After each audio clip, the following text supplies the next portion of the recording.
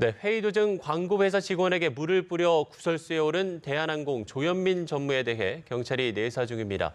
물컵을 던진 사실이 확인된다면 폭행 혐의를 적용할 수 있다는 전망도 나오고 있는데요. 네, 사회부 박효정 기자와 자세한 얘기 나눠보겠습니다. 어서 오십시오. 어서 오십시오. 네. 자, 주말 동안 이른바 이 물벼락 갑질이 세간의 관심을 모으고 있는데 경찰이 발빠르게 내사에 착수했다고 밝혔습니다. 현재 좀 진행 상황이 어떻게 되고 있습니까? 네, 일단 경찰이 조현민 전무에 대해서 내사에 착수했다는 사실 좀 이례적으로 공개를 했거든요. 이제 내사라는 것은 정식 수사로 가기 전에 이제 사실관계를 확인하는 단계에 있는데 이제 내사하고 있다는 얘기는 사실 잘 안 합니다. 이제 이례적이라고 보여지고요. 왜 이렇게 했냐고 생각을 해보면 이제 어떤 갑질 의혹에 대한 척결 의지 그리고 사실상 국민적 관심이 높은 사건이기 때문에 뭐 이렇게 서둘러 공개해서 발빠르게 대응을 하고 있다 이런 걸로 보이고요. 그 동시에 그 경찰과 동시에 검찰에도 고발장이 접수가 됐습니다. 이제 대형마트 노동자이자 이번 이제 서울시장 후보로 나선 민중당의 김진숙 후보인데요. 네. 서울중앙지검에 특수폭행 혐의로 고발을 했습니다. 이제 노동자를 함부로 대하는 게 일상이 된 어떤 기업인들을 좀 이렇게 처벌해야 된다 이런 취지로 고발장을 작성한 것으로 알려졌고요. 일단 경찰이 뭐 조금 더 빨리 움직이고 있는데요. 어제까지 그 당시 이제 물벼락 갑질이 일어났던 현장에 있었던 대한항공 관계자들을 불러서 참고인 조사를 마쳤고요. 그리고 이제 그 피해자로 알려진 사람들은 이제 광고회사 직원들이거든요. 이 사람들을 접촉하고 있는 것으로 알려져 있습니다. 검경이 이게 동시에 하고 있는데 이제 아마도 지금 분위기로 봐서는 아마 검찰이 경찰에 사건을 내려보내서 수사하도록 할 가능성이 커 보입니다. 네, 그렇다면 수사로 규명될 부분은 무엇이고 또 적용 가능한 혐의는 어떤 게 있는지까지 좀 짚어주시죠. 네, 일단 지금 주장이 갈리고 있다는 걸 말씀을 드리면요. 조 전무가 오늘 새벽에 급하게 귀국을 했거든요. 네. 휴가지에서. 네, 취재진들과 만나서 이제 어리석었다, 죄송합니다라고 말을 하면서 이제 물을 뿌리지 않고 밀치기만 했다 이렇게 말했거든요. 네. 밀쳤다는 것은 이제 물컵을 밀쳤다는 취지로 이해가 돼요. 그래서 던지거나 뿌리지 않았고 밀쳤다는 것 같은데 이제 그런 부분에서 이제 알려진 것과 다르다, 또 어떤 혐의를 피해가기 위한 걸로 보여지는데요.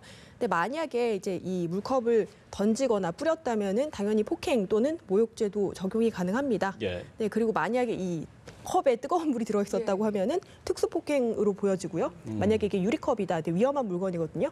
역시 특수폭행죄로 다룰 수가 있습니다. 근데 이렇게 만약에 조 전무 주장대로 물컵을 밀치기만 했다고 하면은 처벌 가능성은 좀 낮아진다고 보여집니다. 근데 저희가 이렇게 꼼꼼하게 법리적으로 따지고 있지만 좀 소용이 없는 게요. 이 폭행죄는 반의사 불벌죄에 해당합니다. 그러니까 이제 피해자가 처벌을 원하지 않는다라고 하면 처벌할 수 없거든요. 그렇기 때문에 제가 과거에 이제 하나그룹 삼남인 이제 김동선 씨 경우도 이 조항을 통해서 처벌을 피해갔습니다.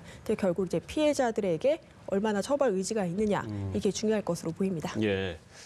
그런가 하면 어제 이 막말 음성 파일이 공개되지 않았습니까? 근데 이게 이제 조 전무의 목소리가 맞는지 안 맞는지 이 부분이 아직 확인이 안 된 거죠? 네, 그렇습니다. 이 물벼락 갑질 의혹에 이어서 이제 한 언론이 또 공개를 했는데요.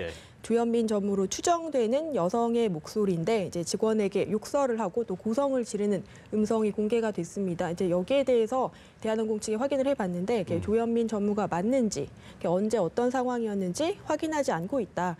이렇게 얘기를 했거든요. 그러니까 결국 이거에 대해서 좀 적극적으로 하기 좀 어려운 상황을 전달을 해준 건데요. 근데 만약에 그러니까 이 음성 파일에 대해서는 현재까지 수사 상황이 아니지만 누군가 이제 이제 피해자 혹은 다른 3자가 이 음성 파일을 갖고 수사기관에 전달을 한다면은 그리고 이게 누구인지 조현민 전무가 맞는지 밝혀달라라고 할 여지가 있습니다. 그렇게 되면은 당연히 이 부분에 대해서도 수사로 이어질 가능성이 있고요. 네, 그리고 다음 얘기를 좀 해보면 이 외유성 출장 의혹을 받고 있는 김기식 금융감독원장 검찰이 본격 수사에 착수를 했는데 속전속결로 좀 진행이 되고 있다고 하는데 어떻게 진행이 되고 있습니까? 네, 김기식 원장은 이 야당과 시민단체로부터 3건의 고발을 당했습니다. 해외 출장을 다녀온 뒤 이 해당 기관에 특혜를 줬다며 이제 뇌물에 해당하고 또 직권 남용 혐의를 적용할 수 있다는 게 이 시민단체들의 주장인데요.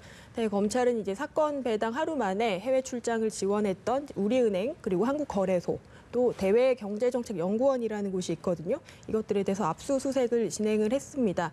사실 이제 사건을 배당하고 하루 만에 또 강제 수사에 들어간 것도 역시 이제 굉장히 빨리 진행을 한 거거든요. 이제 그런 면에서 어떤 친여 금융감독 원장이잖아요. 이 사람에 대해서 지체하지 않는 것은 우리가 이제 정권 눈치를 보지 않는다, 엄정히 수사하겠다 이런 의지로 볼 수가 있겠습니다.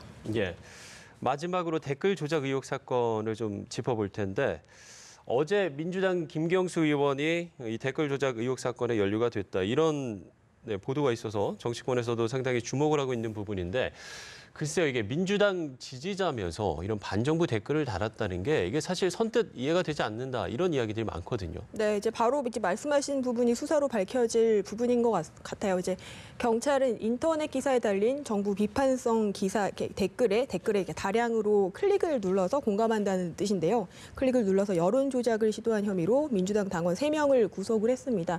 이제 구체적으로 어떤 내용인가 봤더니 뭐 이를테면 이제 평창 올림픽을 앞두고 아이스하키 여자팀을 남북 단일팀으로 구성하기로 했다 이런 기사가 있으면 이제 밑에 어떤 그 정책에 반대하는 사람들이 댓글을 올리겠죠. 그거에 대해서 클릭을 눌러서 공감한다는 식으로 그런 식으로 조작을 했다는 건데요. 근데 이들은 이제 확인된 바에 따르면 민주당에 이제 매월 당비를 납부하는 열성 당원들입니다. 그런데 이 사람들이 왜 이런 이제 그 정부 비판적인 댓글을 하고 거기다 지지를 했을까 확인이 되지 않았거든요. 근데 경찰에 따르면은 뭐 이렇게 얘기를 한다고 합니다. 이게 어떤 이제 조작 프로그램을 구했는데 보수 진영에서 한 것처럼 가장에서 테스트를 한번 해봤다. 이렇게 얘기를 하는데요. 경찰은 이제 그마저도 별로 신빙성이 없다고 보고 정확한 범행 동기가 뭔지를 조사를 하고 있는 상황입니다. 네, 그리고 또 구속된 3명 중에 한 명은 친문 성향의 블로거로 알려져 있는데 김경수 의원도 아는 사람이라고 인정을 했다고 하던데 이 부분은 어떤 내용인가요? 네, 이분을 좀 봤는데요. 그 인터넷상에서 드루킹이라는 아이디를 쓰는 유명 블로거입니다. 지난 대선을 앞두고서 문재인 대통령을 공개 지지하기도 했고요. 또 민주당 김경수 의원에 따르면 이제 자신을 지지해 오다가 무리한 요구를 반복적으로 해왔고 이제 거절하니까 그런 행동을 한 것 같다 이렇게 얘기를 했거든요. 근데 그러면서 이제 김 의원 같은 경우 지난 금요일 밤에 급하게 기자회견을 열고 반박을 했는데 그 무리한 요구가 무엇인지 구체적으로 밝히지 않았거든요.